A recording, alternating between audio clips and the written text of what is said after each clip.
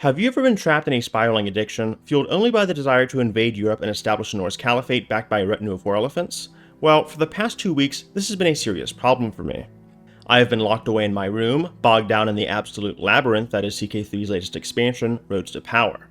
Normally, I'd open up these videos by talking about the latest community feedback with a few of my personal takeaways, but here I am several campaigns later, still thinking about my latest conquest of England as a maniacal pagan hobo with a lust for gold, or how I overthrew a tyrannical Muslim Roman emperor with a few cheesy French mercenaries. My eyes are only just now seeing sunlight for the first time as I hurriedly rush out the script for this video in a dimly lit Starbucks. But I have so many thoughts about this expansion, what it does well, what it does poorly, and whether or not it is worth a buy. On top of this, I have also compiled an obscene amount of screenshots in order to flesh out my absurd claims and recollections. Frequently on YouTube, I'll see gameplay overviews without contextual images to help clarify what's being showcased, which can make it frustrating for the viewer. So, with that in mind, I hope that you walk away from this video with a better idea of what you can expect from CK3 several years after release. I think the first question to kick things off is, where do we start? Roads to Power is the third major expansion that has come to Crusader Kings 3, and its core selling point is the introduction of Landless gameplay with a Greek cultural overhaul. I want to talk about both in as much detail as possible, but most of you are probably clicking on this video to hear about whether or not Landless characters are worth shelling out $30 for. I was a big skeptic of Landless gameplay coming off of the disastrous launch of Legends of the Dead, and for good reason. Landless gameplay has been a long requested feature dating back to CK2, and the DLC has been incredibly inconsistent from the get-go for this game. Currently, this is one of a handful of paid content that is a positive rating on Steam. But I really can't recall back to a time that I've spent this many hours on a campaign since CK2 overhauled Religion with Holy Fury. There is a large disconnect between the two feature-wise, yet there is this feeling of wonder that I get when starting out Landless and having the option to go anywhere unbound by petty obligations or silly laws. To illustrate this, my first playthrough with Rhodes was a sinister, intrigue-focused character, primarily chasing down shady contracts that involved murder, espionage, and more that I'll try to tone down so that I can stay monetized. With my jolly band of mercenaries, I had the option of starting out anywhere in the world that I wanted to. In my most recent campaign, for example, I traveled from Bengal to Sweden with the goal of converting the world to paganism. As someone that likes to experiment with wacky combinations like French and Asatru, shout out to the Normans, I felt far less weighed down when it came to player choice. Normally, a landed character like this would face stiff competition in their homeland of France, where they are surrounded by devout Catholics. However, now that I'm in a mercenary camp, lieges don't care nearly as much about my faith or obligations, and readily hand out contracts. You could make these unique characters in the past, but this sort of freedom is one of the elements that I found missing in Legends of the Dead, despite it being all about building your own story, and I was really looking forward to that because I was such a fan of CK2. No one ever said the life of an adventurer would be easy, though. Starting out in Byzantium, oh, sorry, it's Eastern Rome now? Alright then. Starting out in Eastern Rome, I was given the option to have 2 additional companions with relevant stats. As I went with intrigue, my 2 new friends, Chrysanthos and Sophia, also started with better educations. Granted, you're not forced to take this option, but as I'll get into, it can be very hard if you decide to go down a solo route. The first big change I faced were the updates to lifestyle trees. The general archetypes are preserved, like torture for instance, but what's new is the underlying promotions below these archetypes. A lot of the additions are welcome changes, like increased scheme success rate. But some others, well, I'll just say, what happens in Vegas stays in Vegas. My general takeaway is that the new adventurer perks were a lot of fun and made decisions feel less linear. Our merry band began their journey in Constantinople, and I decided to go along with the kidnapping mission, as you do. To my chagrin, many of the contracts are surprisingly straightforward for the intrigue tree, ironically, but the objectives here aren't too different from how landed gameplay progresses. We have a progress bar that is measured by the skill level of our agents, in this case scheme success, and a secrecy meter that checks whether or not you risk being exposed during the mission. You typically don't have to worry about secrecy for non-intrigue contracts, but it may still come up. I did take some issue with how every scheme regardless of skill level required 5 advantages before proceeding. You can gain an advantage with each skill check for the contracts, but it makes for a lot of unnecessary waiting, and it can feel very redundant at times. It just takes so long to get enough advantages to make a difference in an otherwise simple contract. Even for more difficult jobs, where you would think waiting would be ideal, I've never ran into any issues because of my ridiculously high stats. One other important tidbit I've alluded to is time. Because you're not going to be immortal, barring a certain trait introduced with this update, time is of the essence. Each of the 5 slots you can assign a companion to for schemes vary depending on the role. There is a set time limit before you can add to your success chance. For some of the more difficult schemes, this can be up to 90 days or more, but if you're really good, you might have 4 slots dedicated to cutting this down to only a month, with one person improving the success chance. Since timing is so important, you need to choose your companions wisely, and there are a few different methods of expanding the camp. Because I'm an idiot and I thought I could ace the abduction on the first try, we failed, which resulted in a hit to prestige and a stress increase. Wonderful. Thankfully, I had the opportunity to retrace my steps and find a few knuckleheads on the road with the new travel options for adventurers. One of these allows us to scout for potential talent along the road. Other options also make it less dangerous for me to travel, so if I want to avoid bandits, I can purchase equipment related to the train type instead of hiring guards. Keep in mind that if wars are being fought, you may need to pass checks while passing through sieges. If all of this sounds boring and overly complicated, most of these systems can be skimmed through 90% of the time. The game will always recommend you the most proficient member for each task, and the most time I spent thinking about efficiency was when I had to decide which task to assign my companions. What I should have done was place more agents into scheme power slots so that I had a higher chance of succeeding. There were a lot of these duh moments starting out, but by my second playthrough I was coasting through pretty easily.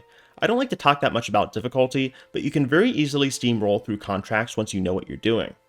Just like LinkedIn, my squad of murder hobos wasn't going to stop at the first rejection. After sailing to Egypt, we later found a much better deal that involved fleecing a sheik for his worldly possessions. Sharing is caring, and there was a lot to share. So much so that after completing this mission, we stole enough to drain his entire treasury of something like 200 gold pieces. I'll try to fairly distribute my criticisms and recounts of the gameplay throughout this review, but a big critique I have for the contracts is that they can be fairly monotonous at times. From the dev diaries, I was under the initial impression that these jobs would be more unique, with a fun story to tell at the end of it. And while I did have a few cool moments here and there, by the end of most of my Landless playthroughs, I was clicking through contracts, putting the speed to fastest, and chugging along. The scheme contracts were fine, but there was another category which had me going to a location, completing a stat check, and that was that.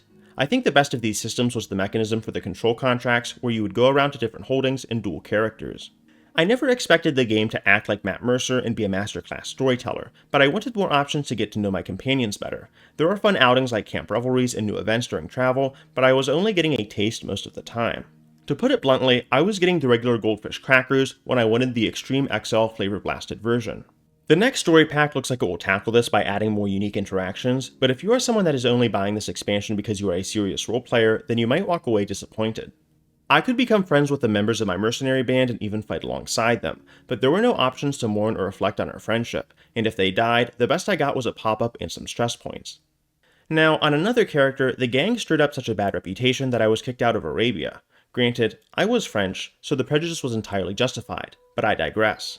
Surprisingly, it felt like there were more interactions with rulers in the realms than the camp itself. When I had done enough contracts for a king, he was firmly on my roll of patrons and had a very positive opinion of me. This allowed me to ask for money, supplies, and I even managed to convert him and his realm to my religion. But your actions do have consequences. Keep in mind, criminals also need to be conscious of their gallows bait trait. Gallows bait works very similarly to the hunter trait from Toys and Tournaments, where certain contracts will level up your respective skills. If you commit a lot of heists, then the bandit meter will fill up as a consequence. This enables you to be a dick more effectively, but it also makes it harder to take certain decisions. On my Greek ruler, I tried to be noble and had some very high opinion modifiers with nearly every character. This made it very easy to convert them later on and start sowing the chaos that I love so dearly. Champion of the Swan, a new decision introduced with Roads of Power, rewards virtuous and heroic adventurers for doing things like saving maidens. However, someone with the gallows bait trait cannot do this decision without first taking the decision to wipe their slate. What does that mean? Well, if you want to atone for your sins, you have to cough up gold and prestige to your wronged victims, and that seems to scale according to your list of crimes. Do you remember the French character that I mentioned earlier? I did a few too many shenanigans, and it made sense to have my son take the decision once I passed on, barring blood libel in that. Otherwise, I would need to pay well over 1,000 gold and prestige on top of waiting several years for the event to go off cooldown. Landless gameplay loves to reward planning out runs just as much as it loves to hand out random titles to adventurers. If you are a player who lays out your realm years in advance before you even get there, then you will probably enjoy the amount of freedom you have in setting things up. It was ironic then that I had a far less enjoyable time with the new start date introduced in the expansion. With it being much later, I didn't have enough time to build up and shape my realm before the Mongols and Black Death came, which gave me quite the challenge despite having nearly the same character. Educations starting out are far more important because you don't have as many people in your camp, which can make being flexible with the contracts you take all that more of a luxury. Once my character died, I had to gradually rebuild my prestige as his son. There was no great family name emboldening our dynasty backed by renown, so it took nearly 30 years to get my name back on the map. I found this to be mildly annoying, but I was able to keep my camp improvements and the retinues along with it. When you want to go and recruit characters, you can either go to holdings or find them along the way via decision. This is the same case for things like proselytizing, where you'll convert random courtiers for piety gains. To move your camp, supplies act as a food source. I didn't reach this point, but you can start to lose followers when you get to 0 rations. As I gained more and more troops, I had to be especially careful with travel because the cost of supplies is cumulative. In retrospect, I found camps to be deceptively simple at first. You have a blank canvas with 5 slots for different tents and improvements. The pavilion occupies one of these locations, and you need to upgrade it to open up additional slots for improvements. Where things get complicated is the specializations. If I build a proving grounds to strengthen my men-at-arms, I can add things like training circles to buff my toughness and pursuit. If you're a theologian, you can get a portable shrine that allows you to convert camp followers to your faith. While there are a lot of great options here to diversify your playstyle, a big problem I have with this expansion is the lack of polish. For example, a lot of these add-ons like the training circle give as much as a 20 to 30% buff to toughness, pursuit, and damage. When you consider that a mercenary can have 9 to 10,000 troops if they're playing decently, this can get pretty zany at times. I noticed the Greek emperor, since I mentioned testing, converted to Islam not once, not twice, but 3 times during my run of 100 or so years for my first playthrough. Normally, this never happens, but a lot of people in the subreddit have been noticing this, and a lot of other small yet weird bugs like broken events, models, and text fixes are becoming more readily apparent. For how positively this expansion has been received, I have never seen so many issues in a Paradox DLC, and I have played Stellaris since 2016. To expand on just how broken camps are, I received a contract from a Greek employer to fight the Emperor that I just mentioned. This is something that would be the peak of a run for me, but my troops cut through his cataphracts effortlessly like a knife through butter, and this was in spite of his huge size difference and fighting in the defender's territory. With the update, the Greeks have received some of the strongest cultural units in the game, but they were absolute pushovers next to my small army of pikemen. This gets even worse when you want to do invasions and settle down. When I was invading England, not only did the poor king not have enough troops, but I was sieging down force in 30 days' time because of the 13 or so onagers I had. With the camp improvements, I could easily get the horse archers, elephants, or anything I wanted to as long as I had the coin and supplies. Granted, there are some cultural and location-based requirements for some of these, but my takeaway was that these retinues are absolutely busted.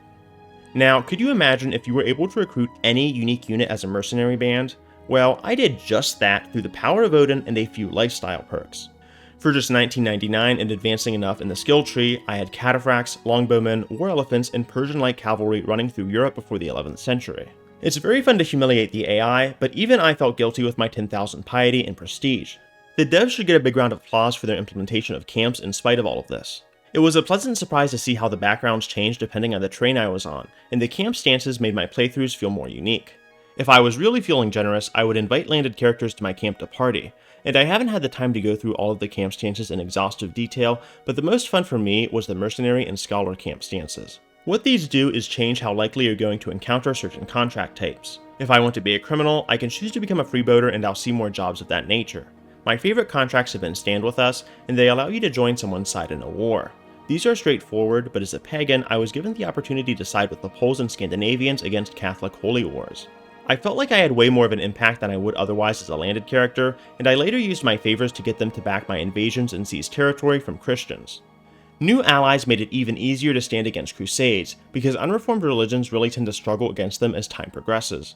My past work history with many of the pagans in Poland gave me a unique avenue of opportunity to make them a long-term ally. With the decision to become a traveling missionary, I managed to quickly convert foreign counties by directly going there and then showing their liege the might of Thor. This typically involved a few hooks, but the point is that they were technically consenting. Another smaller but still worthwhile complaint I want to air while I'm on this topic involves stat creep. A ton of the new camp improvements boost your attributes to a ridiculous degree, like Second, which was regularly giving +3 to most stats. At the apex of my missionary character, I was at something like 45 learning and getting 30 piety a month. Since we've spoken so much about these landless characters, you're probably curious about admin vassals. Eastern Rome starts out as an administrative empire. Any empire can adopt this decision, but new admin characters will need to start out in Greece, barring any mods or changes to the rule set. I think the HRE might start with admin vassals at the new start date, but someone in the comments might have more info on this. Now, I didn't have as much time to play around with it, but I feel less enthusiastic about the new currency. Influence, which comes with roads to power, lets admin vassals strengthen their position and enact new decisions. I thought a lot of the new admin buildings were neat, but the game really started to slow down later on because of all of the Landless characters and the new admin vassals. People love to talk about baronies in Eastern Asia as a potential expansion, but my PC was absolutely dying by the time 1200 rolled around, and this has never been the case before. After playing several Landless campaigns, I sincerely believe the devs when they say that baronies would be a pain in the ass to implement. I've looked at Paradox Plaza, and a lot of people think the lag has to do with the amount of adventurers, which can get up to something like 400 people unmodded. It was getting so bad to the point I ended up installing a Landless Adventurer remover where I could pick a decision to start killing characters to reduce lag. This ended up working out, but in Loki's name, my computer was begging for mercy at some points. It's funny because going into this expansion, I really thought the next natural step for CK3 would be to do a Republic DLC, with Landless merchants to tie the themes together, but after playing a while, more of the mid to late game mechanics became glaringly apparent. Specifically, Crusades can feel very annoying to play with and against, and while reforming a religion can be fun, they still wind up being static and inflexible at times. Holy sites can also be a massive pain to collect since you need 3 of them for a reformation, and if you are doing a Greek playthrough with Hellenism, this is absolutely agonizing with how spread apart things are. With all of this in mind, I could still see them doing a Republic rework, but since you get propelled so quickly to a duchy or a kingdom level title with absurdly strong mercenary bands, I found myself interacting a lot more with my vassals than I would otherwise, since I just overthrew their last manager. As much as Rhodes allows certain mechanics to shine, it also casts some shade on others. I couldn't do much outside of feasts and tours to keep my vassals in line, without going down the intrigue tree that is, and I was awkwardly left waiting until the faction popped and then sieging down their capital so that I could stabilize things. Now, one change I haven't mentioned yet are the Greek culture updates, and they pleasantly surprised me. The Greeks had a massive overhaul with 5 new and or updated traditions. Constantinople got a big facelift, with it becoming a separate county, and the new start date makes their situation more challenging. All in all, these were some great changes, but a valid concern many have raised is the lack of content for the Greater Balkans and Anatolia. At this point in time, Anatolians don't have that different of a cultural identity to Western Greeks, but I digress. Unfortunately, we probably won't see a big update for them unless the Caucasus gets some type of content pack, which could be possible in the distant future. I'm trying not to speculate about future content too much in the video, but if you are still on the fence about this expansion and have the desire to live out your wildest Turkic fantasies, there may be some disappointments. The unsung hero of this expansion a lot of the time begins with character customization. In a lot of ways, I feel Landless gameplay was a huge missing puzzle piece that connects the remaining paid content together. My Greek character that reformed Basque paganism began missionary work around France and Germany, using favors they earned from previous contracts to convert dukes and kings alike. The court and culture overhauls from Royal Court made my adventures and the artifacts I obtained more memorable, as I could put them on display. My unique traditions from this DLC allowed me to do things like appointing court eunuchs. Spain, where I decided to land, was more enjoyable because Fate of Iberia added the struggle system. The cherry on top was ironically Legend of the Dead, where I could briefly reflect on my time as an adventurer by forming a unique legend seed. Now, I could probably talk about this expansion for days, if not weeks on end. There are a lot of great elements that were introduced through Landless gameplay, and oftentimes they overshadow the solid additions of administrative realms in the Greek side of this update. When people rush to criticize a game, they can easily miss the forest for the trees and cast a wide net blaming the studio or a glaring feature, without focusing on the smaller issues. The exact same idea applies to rushing to praise an expansion like Roads to Power in my mind. To be clear, this is in my top 3 DLCs for the game without question, but when fans rush to praise Paradox without equally acknowledging the bugs and questionable gameplay balance which can upend an experience, we run into quite the predicament. The next content pack after this seems to be capitalizing on Landless gameplay, and I think that is a wise decision. There are a lot of unique moments to flesh out and expand upon, and I think adventurers are here to stay for the long time being, depending on how popular they become. Hell, I don't even know if I'll ever go from Count to King again because of how much freedom I have to give up, but we'll see how things change in the future. But that's going to be it for today's video, since it is coming out so late and I don't want to yap you to death. Whether you're new to the channel or a returning viewer, let me know if you like longer form content and what you'd like to see next. Also, let me know what you'd like to see next from CK3 too, and more on Paradox's other titles like Stellaris. Thank you guys so much for watching, love you guys, and I hope to see you guys later. Alright, peace.